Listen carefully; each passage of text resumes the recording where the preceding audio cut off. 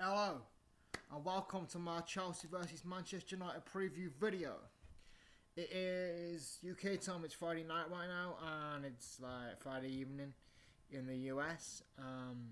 The reason that I mention the current time is because we've still got, give or take, a couple hours, 72 hours to go until kickoff, because we play on a Monday. But since today is Chelsea's birthday, our birthday, we were founded on the 10th of March 1905. I thought, what better day to do my preview video? And what a big game it is. This is a big game against Manchester United, FA Cup quarter-final. Now, when I was a kid growing up, when going through my teens, playing Manchester United, especially at home, always a big deal. Always a big game, always a big deal. Yeah, you played, likes of West Ham, Tottenham, were obviously big games, and even Arsenal. But Chelsea, Man United, me growing up as a kid and going to my teens, always a big deal, always mattered, always a big game. It's Manchester United, and that was kind of the thought process. I think, I had it third upon me as I was growing up, and it doesn't matter whether I was watching the game on TV or whether I was at the game or if I was playing the game on FIFA. It was always a big deal. And it's a big game. FA Cup quarter-final, semi-final, place at stake at Wembley. Chelsea versus Manchester United.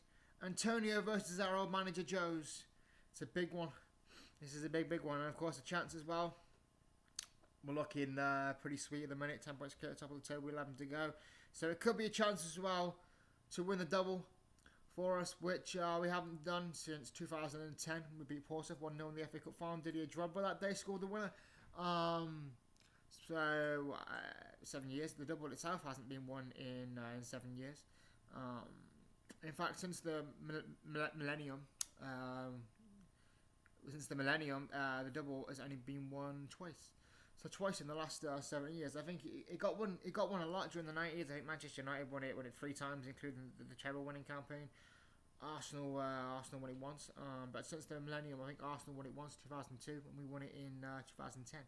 So it doesn't get done as much as it used to. And I think with the likes of Manchester City, big financial back in the last 10 years or so, Tottenham mixing it now with the big boys, Everton being backed financially as well, I think winning the domestic double is going to become more of a rarity, in the next 10-15 years or so. So it will be a nice achievement if we could achieve that, and this would be the next step to doing that Monday's game. Let's not even long way to go yet. We've got to beat Manchester United first, and even then the semi-final lineup could potentially be us, Man City, Tottenham, and Arsenal. So, but that's a long way to go. We've got Manchester United game Monday. Big game, as I said. Confident that we're going to win the game. I think it'll be a tight game, but I'm confident. Well, to the game itself. Let's get to the game itself. I think Manchester United obviously are coming off the Europa League draw, coming back from Russia, which is a long trip for them. I'm sure there'll be a couple of tired legs in there, and and of course the big news as well for them is Ibrahimovic is suspended. You know what, mate? Don't elbow opposition players in the face. It's pretty simple, and then you won't get banned for 3 games. Or maybe you should have been on the pitch in the first place, but just don't elbow them in the face, and then you wouldn't be suspended. Really, it's pretty simple. That's a huge loss for them. He's been carrying them recently, to be honest. It's kind of like us losing Diego Costa, to be honest. I said, plus they're coming back from a long trip on Thursday night, and obviously we're getting a whole week's rest. That's obviously going to make a big difference. So I'm pretty confident. I don't think it's going to be a 4-0 rout like last time we played them in the league, but I'm pretty confident we'll win the game. I'm also going to do my 1 to 11 in this video. Why not do it right now? Let's do it right now. My 1 to 11. I wouldn't change it. I keep exactly the same 11. Obviously JT's played in the previous rounds, and obviously Zuma as well. Listen, I wouldn't do that. I think it's a big game. It's a huge game. It's a semi-final, place at stake. It's Wembley.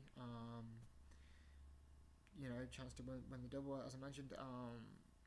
It's Manchester United, it's Jose Mourinho, I keep it the same. So, from back to front, let's go. We'd have Qatar in goal.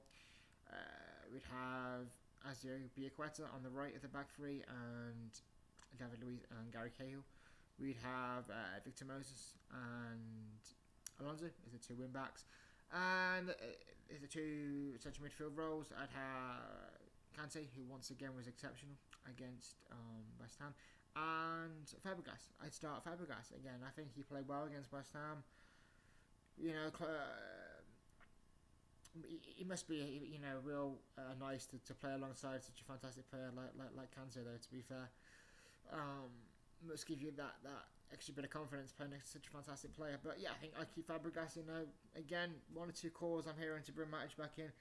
Again, I think Fabregas has played exceptional recently and put in a decent solid shift and played well against West Ham. And again, I don't think that you can justify dropping Fabregas. So yeah, Fabregas would be my stop there, and then I would go for the left of the two attacking wingers, if you like, the front three. I'd go for, obviously we got Hazard left, Pedro. I start Pedro before Willian. You kind of have to.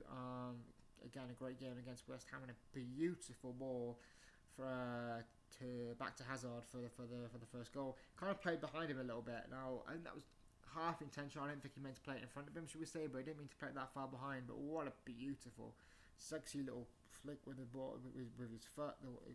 Such a sexy pass back to Hazard, and obviously Hazard and the rest. So Willian, and then obviously up front Diego Costa. As I said, team really speaks for itself. I wouldn't make any changes. That's my 1 to 11. So yeah, I mean, the game itself, was it going to be won and lost? Well, I think if you look at Manchester United, I think Rooney and Shaw didn't travel to the squad. I think that would indicate they're in contention. Eric Bailey obviously suspended, so I think he'd be in contention. Mourinho started 3 at the back, I think. Again, in Russia, there's people are saying, will he do that at Chelsea? No, he's going to start 4 at the back against Chelsea. I mean, I could absolutely be wrong, and I could be surprised because but he's going to start 4 at the back without a shadow of a doubt. He just is. So, you look at their back 4. I mean, on paper they're not the strongest defensively, to be honest. Especially in the full back positions. I mean, if you look, I think the 2 centre backs, and they have kind of weak. But they could have with Rocco and obviously, as I said, Eric Bailey. You could have Antonio Valencia at right back, and probably going to be Luke Shaw at left back. I look at that and I'm thinking, key battles there. They're going to have a lot on. They really are. I think, Antonio Valencia against Moses and Pedro should be interesting. Especially the pace of Moses and Pedro when Valencia struggles with pace. And obviously you've got Luke Shaw, who... what can you say? He's been poor, I think.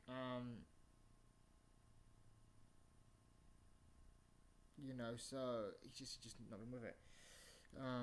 So you'd have Luke Shaw. You'd have Luke Shaw on the left hand side against Pedro, and it's a mismatch. It's a mismatch. Whichever you look at it, I mean, they could switch it out, and then Pedro, even if Shaw switched and whatever, you've got Pedro, obviously the right winger, and then you've got Moses, the right wing back, against Luke Shaw. Luke Shaw doesn't have pace, he doesn't have quality, he doesn't have skill at the minute. There's only one winner there. On the right hand side, Antonio Valencia against Hazard and Alonso. Hazard's pace against Antonio Valencia, he's never been known for his pace. Alonso, again, not the quickest, but tricky. And I think the 2 wing backs are going to be potentially could be exposed. From their point of view, they're going to have to push our wing backs back, like every team really has to, like Tottenham did, and kind of really close down the space between our wing backs and attacking midfielder players. The space that is created between the likes of Moses and Pedro and Moses and Hazard and Pedro and Alonso. The space between the fullback and the wingers pushes back and try and keep pace with the likes of Hazard and Pedro. I just think that they'll struggle. And as I said, they've got Ibrahimovic injured, coming back from Russia. All these things are going for us, so I'm pretty confident. But having said that, to be fair, even if Manchester United didn't play in Russia during the week, even if Manchester United did have Ibrahimovic available, I'd still probably be pretty confident, especially at home. I don't know about just confident, but still very confident. I think we're 10 points clear at the top for a reason. We're at home. We've only lost one Premier League game at home all season. We've only lost one home game in all competitions this season. We've won 12 out of 13 in the Premier League, and I think 15 out of 16 in all competitions. Played some good football at home as well. So yeah, I have to be confident, and I think someone watching this be like, he sounds pretty cocky. He's overlooking Manchester United. It's not that I'm overlooking Manchester United. they've got some good players, even with Ibrahimovic out. I'm probably Marcus Rashford will lead the line, and they've got the physicality possibly there in Fellaini. If they chuck Fellaini on, maybe if he doesn't start, play him as a striker, even which they seem to these days, which is amusing to me. So Rashford leading the line, and he's pacey, he's tricky, physicality with Fellaini, Michael Carrick, who, to be fair, kind of works hard for them, and then obviously, they've got pace on the wings with Marcel, so they've got, who's again pacey, but also good feet, so they've got players that can cause us problems for sure. And Marcel will try and exploit space between our wingers and fullbacks, I'm sure. He will try and, get down that if he plays on the left, right or the left, I'm probably going to say Marcel will probably play on the left-hand side, which would mean him against Moses with probably, David Luiz coming to cover. That, again, a good battle. But you're confident in this team. I think it's hard not to be confident right now when we're playing so well and playing such good football. As I said, even if Ibrahimovic was available and Man United didn't play, away from home in the midweek.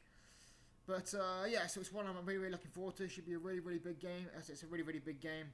It's Chelsea Man United. It's FA Cup. It's a chance to be at Wembley. Had a chance to Diego Costa to lead us out in the FA Cup semi-final. Win the FA Cup with us, which he hasn't done, which we haven't done actually since that double winning season in 2010. So we haven't won the FA Cup for a while. It's a big game. I said Manchester United. I'm buzzing for this one. Cannot wait for this game. My prediction, as I said, very confident in the lads. Think we're going to do this. Don't think it's going to be a 4-0 rout. Think it'll be tight out, but I think in the end, I think it's going to be pretty comfortable. I'm going to say Chelsea 2. Manchester United 1. That's my prediction for the game. It's a big game, and that's excuse me a second. That's my preview video for Chelsea United FA Cup quarter final. Of course, there's no longer replays in the FA Cup last 8 stage, so the game will be decided Monday. And also, if it does go to extra time, we're hoping we win it in normal time. If it does go to extra time, each team can now make an extra substitution, which will be interesting if that's the scenario that ends up happening, which hopefully it won't. We win in normal time. So yeah, that's my review video for Chelsea and Man United. I can't end this video. I mentioned at the beginning of the video, today, March 10th, 2017, is our birthday, Chelsea Football Club's birthday. Today marks 112 years that this fantastic, great football club was founded, and blessed me with some incredible memories over the years, and I've been looking to see incredible players play for this incredible club, amazing club. I could be here. I could do a half an hour video mentioning all the great players. Imagine Drogba, Robin, Essien, Lampard, Ashley Cole, who's one of his prime, one of the finest left backs in England, if not the world. John Terry, Calavia, Makaleli. Czech, obviously. That's just off the top of my head, man. Obviously, now we've got like Costa Hazard and some incredible players. Duff as well. Joe Cole. He was a lad, and that's just my generation. That's without going into the Jimmy Greaves generation. So, happy birthday, Chelsea Football Club! Thank you for 112 years of fantastic memories and fantastic, having the opportunity to see some amazingly gifted players play for this great football club. So happy birthday to Chelsea Football Club, and here's to many, many more years. First one price, but yeah, thank you for watching. A quick shout out, my last video was like 60 views, so quick shout out for that. I don't know who you people are, but I appreciate it. And I don't care if this gets 1 view or 100 views. I hope you have a great weekend. I know I will. And thank you for watching. Take it easy.